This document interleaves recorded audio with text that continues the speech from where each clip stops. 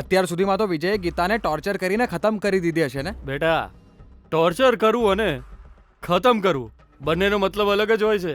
ગમે તે રીતે કિડનેપર એરેન્જ કરીને આપ્યો છે એટલે વિજયને ગીતાથી મુક્તિ મળી ગઈ હશે. ભાઈ મારા, ડીલ તો મેં ફાઇનલ કરી હતી. છોટા ખત્રી ભાઈ સાથે ફોન પર વાત પણ મેં જ કરી, એટલે જે પણ ક્રેડિટ મળવી જોઈએ મને જ મળવી જોઈએ. બસ. એ રોકી, એ છોટા ભાઈને તે પ્લાન ચોક્કસ સમજાયો, પણ એ બલવંત કલ્લુ કાળિયા હારે વાત કરીએ, ડીલ તો ફાઇનલ મેં જ કરાવી છે ભાઈ. એને 10 લાખમાં પટાવવા માટે મારે કેટલા પાપડ વણવા પડ્યા એની મને જ ખબર છે. હલો બોલ બચ્ચન, જરા શાંતિ રાખ. હું શું ત્યાં પોઝ આપીને ઊભો હતો? ઝૂંપડપટ્ટીનું એડ્રેસ મેં જ બતાવ્યું હતું. આ ગીતાને કિડનેપ કરીને કઈ જગ્યાએ લઈ જવી જોઈએ એ પણ મેં જ કીધું હતું. સો ક્રેડિટ્સ તો ભાઈને જ જાય. તો શું, મેં કંઈ નથી કર્યું. એ ઉભો રહે, ફોન આવી રહ્યો છે. એ વિજયનો ફોન છે. હવે જોજો વિજય મારા કેવા વખાણ કરે છે. લાઉડ સ્પીકર ઓન કરું છું. હેલો ભાઈ વિજય, કેમ છે? બધું ઠીક છે ને? તું ખુશ છે ને? આવા વાહિયાત કિડનેપર્સને શોધીને ડીલ ફાઇનલ કરવા વાળો કોણ છે?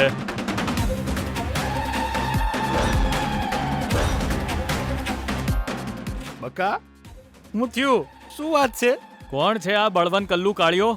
એને ફોન કરીને સમજાવી નહોતા શકતા કે મારી મમ્મા કોણ છે અને ગીતા કોણ છે? અરે પણ એને ગીતાને કિડનેપ તો કરી લીધી છે ને વિજય? કિડનેપ કરી છે, પણ એ ગીતાને નહીં, મારી મમ્માને.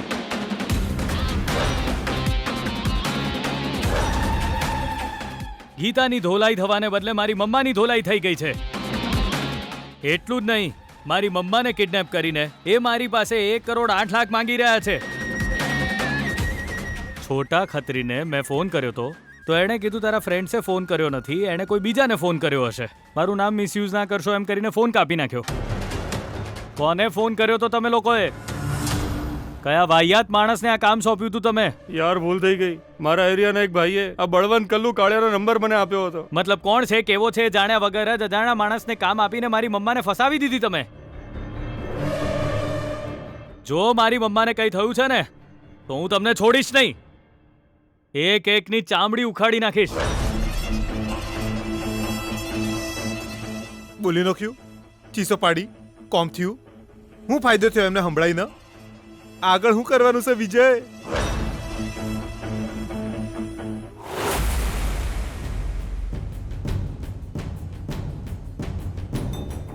મેડમ, તમે બીમાર ના પડી જાઓ એટલે હું જમવાનું લાવ્યો છું, ખાઓ. મેડમ, ખાવાનું ખાવા માટે આ પટ્ટી કાઢી રહ્યો છે તમારી, ને તમે આને જ બોલો છો? હા બોલું છું, કારણ કે તે મારા હાથ બાંધી રાખ્યા છે. નહીં તો આ વાત કંઈક જુદી જ હોત. હવે મારો દીકરો અહીંયા આવી રહ્યો છે એટલે તમારા માટે જોખમ છે. વિજય જેવો તમને લોકોને મારવાનું શરૂ કરશે, તમારી હાલત ખરાબ થઈ જશે, કારણ કે એ તમારા લોકોનો કાળ બનીને આવી રહ્યો છે.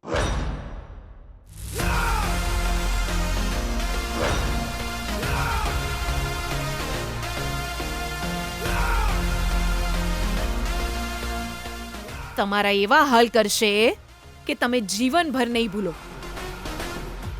એની માટે હું જ એની ભગવાન છું, અને જ્યારે એના ભગવાનની કોઈએ આવી હાલત કરી હોય ત્યારે તમને બધાને નહીં છોડ.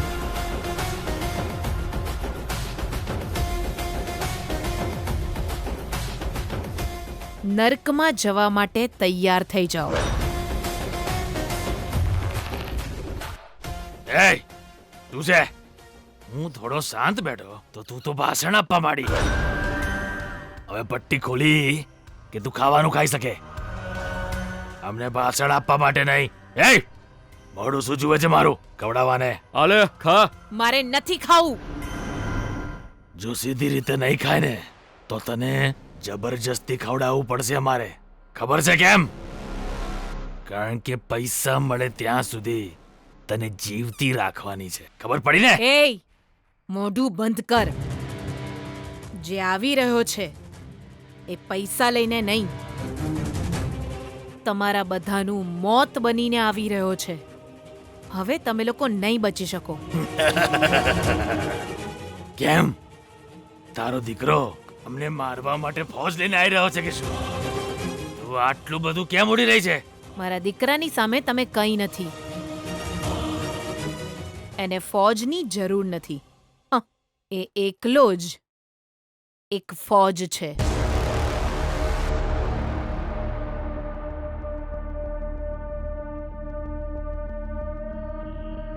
ભોણા વિજય કુમાર, મેં સવાલ પૂછ્યો અને બહુ ટાઈમ થઈ ગયો. કેવો સવાલ? હે એ જ કમારી બેનાને સોડાવવા માટે તો બીજો કયો રસ્તો વિચારી રાખ્યો છે?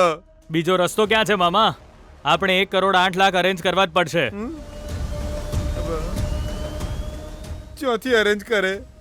આટલી જલ્દી આટલા બધા પૈસા ચોહી લાવીશું? પૈસા ના હોવા છતાંય ગીતા 2 દિવસમાં 25,000 નો જુગાડ કરીને કોલેજની ફી ભરી શકે છે ને.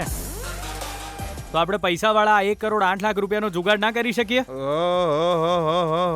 હવે આ ગીતા તારા માટે ઇન્સ્પિરેશન બની જઈશ. ઇન્સ્પિરેશનની વાત નથી મામા, હું તો ખાલી ઉદાહરણ આપું છું. જો વિજય 1 કરોડ 8 લાખ રૂપિયા અરેન્જ કરવા કોઈ મોટી વાત નહીં એવું જ કહેવા માંગે છે ને, પણ પૈસા કોની પાસે છે ખબર છે? તાર પપ્પા પાસે. અને તિજોરીની ચાવી કોની પાસે? તાર મમ્મી પાસે. તાર પપ્પા પાસે પૈસા માંગી નહીં શકતા અને જેની પાસે માંગી શકીએ એ સજ નહીં. So we are in trouble situation. હાલત બહુ જ ગંભીર છે. જો આપણે મારી કાર, બાઇક બધું ગીરવી મૂકી દઈએ તો પૈસા અરેન્જ થઈ જશે ને. પણ બેટા એના વિશે તાર પપ્પાએ કોઈ પૂછ્યું તો? મમ્મા આવી જાય તો પૈસા આપીને બધું પાછું છોડાવી લઈશું યાર. હવે ચલો જલ્દી.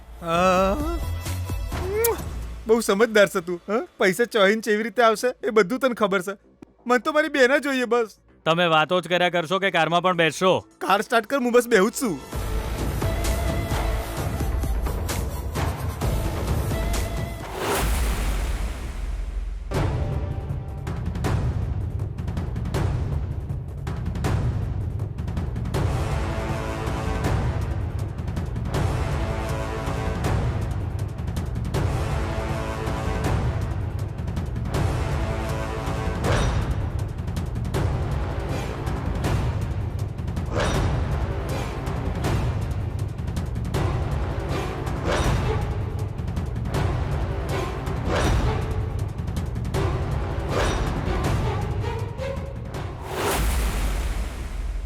મેં તને ખાવાનું કહ્યું તું પણ તે ના પાડી.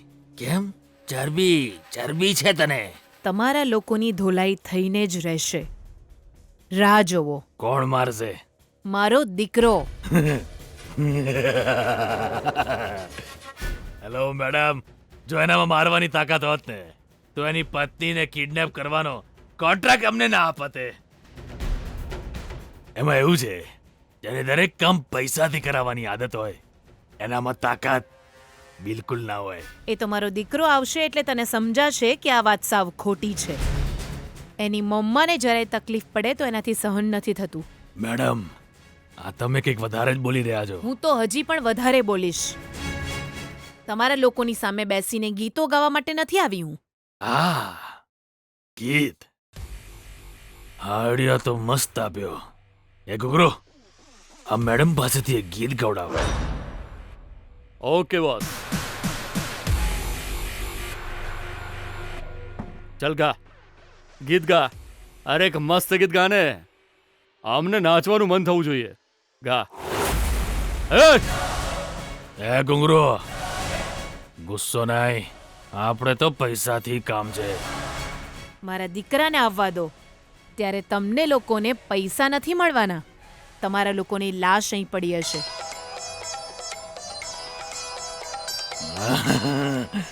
શું ટાઈમિંગ છે તમારું મેડમ. 100 વર્ષનો થશે તમારો દીકરો. હાલો. એ બળવંત, હું વિજય બોલી રહ્યો છું. એ ટોપા, તારું નામ જાણીને શું ડાન્સ કરું? પૈસા. અરેન્જ થઈ ગયા છે, લાવું છું. મમ્માને ફોન આપ, મારે વાત કરવી છે. અરે બેટા, હું એને ફોન નહીં આપી શકું. કેમ કે એના હાથ બાંધેલા છે. લાઉડ સ્પીકર ઓન કરું છું.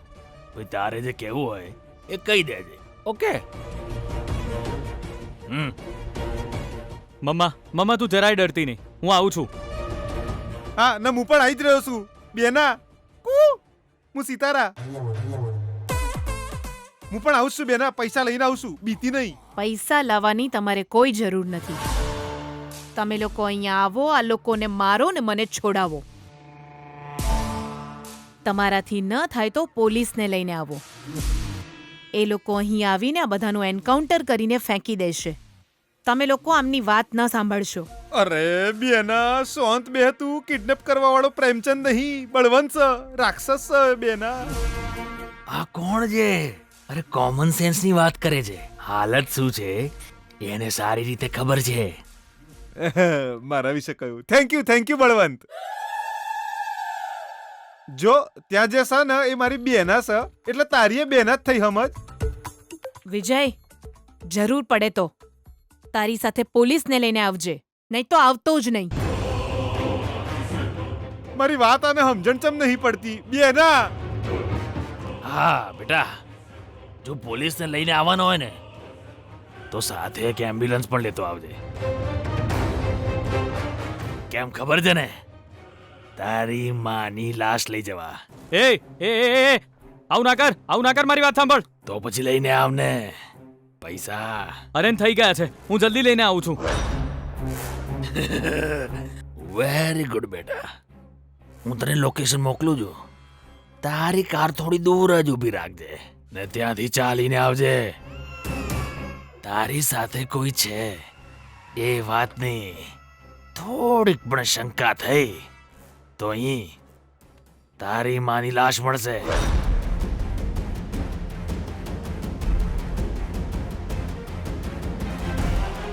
એ એ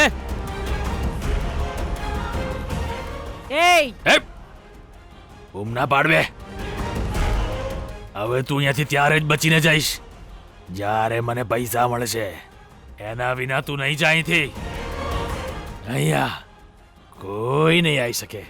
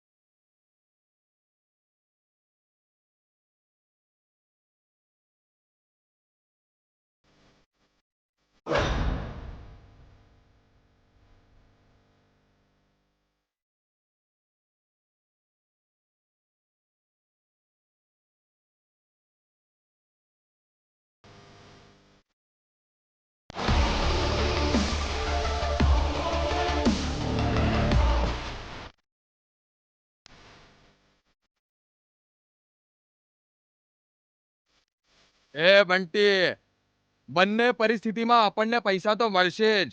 આપણો બોસ કમાલ છે હો.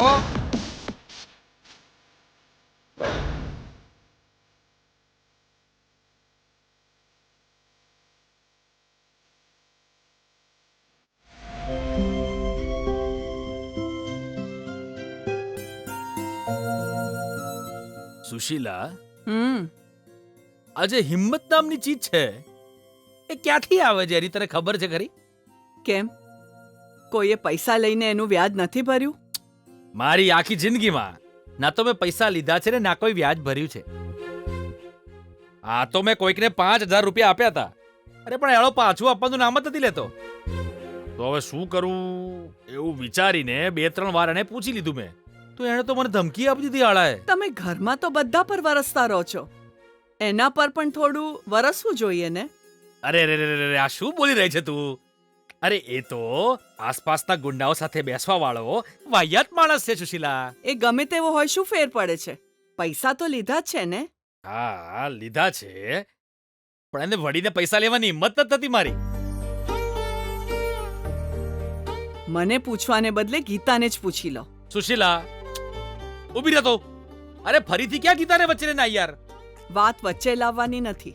એને લાગશે કે કામ સાચું છે તો પછી એનામાં ગમે ત્યાં ઘૂસી જવાની હિંમત આવી જાય છે.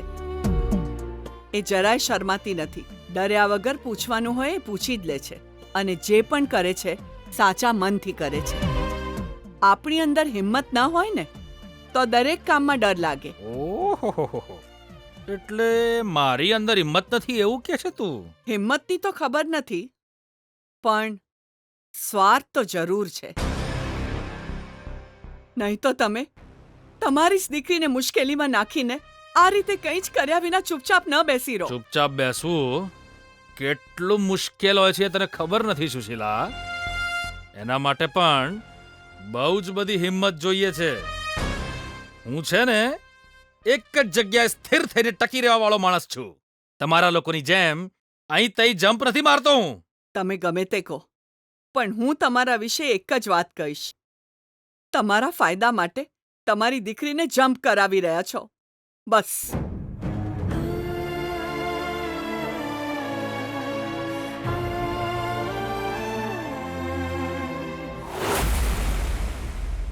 ઘુંઘરૂ, આપણે આપણું કામ આરામથી શાંતિથી બેસીને કરવું જોઈએ એવું આપણા વડીલો કહેતા હતા.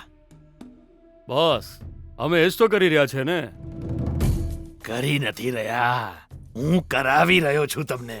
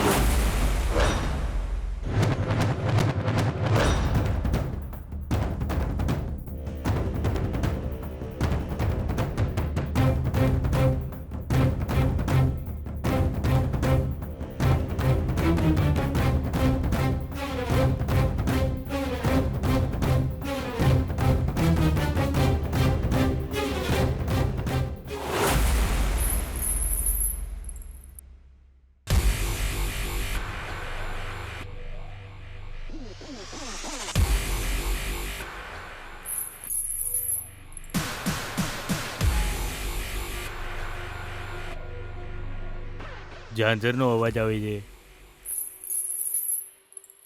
ક્યાંથી આવે છે યાર?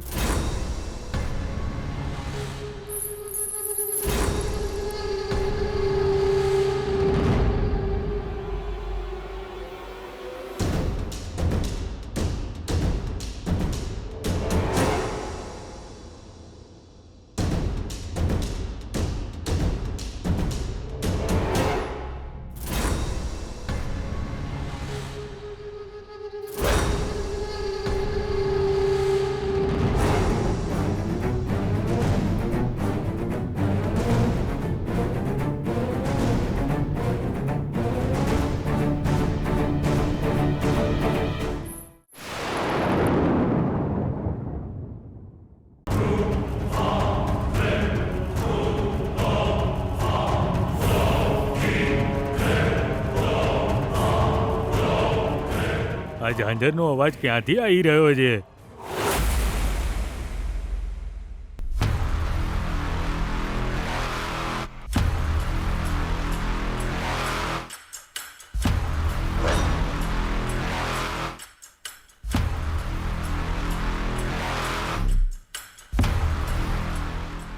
આ પગમાં તો ઝાંઝર નહીં, આ પગમાં ઝાંઝર નહીં, તો આ અવાજ ક્યાંથી આવે છે?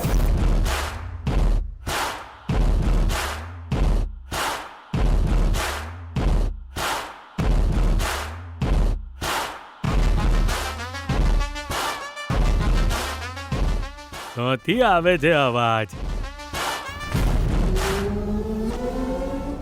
અહીંથી.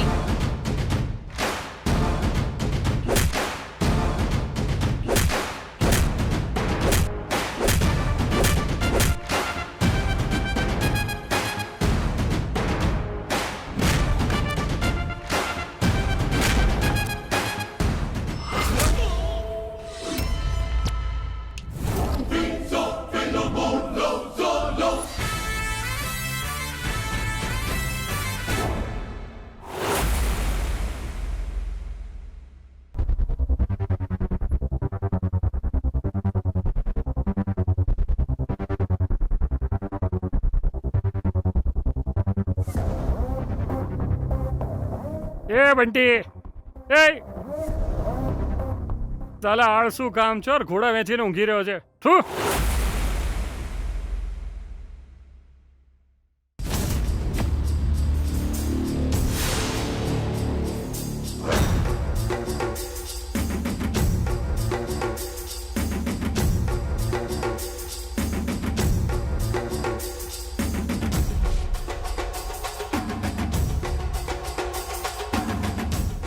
આપણા અડ્ડા પર કોઈ છોકરી તો છે નહીં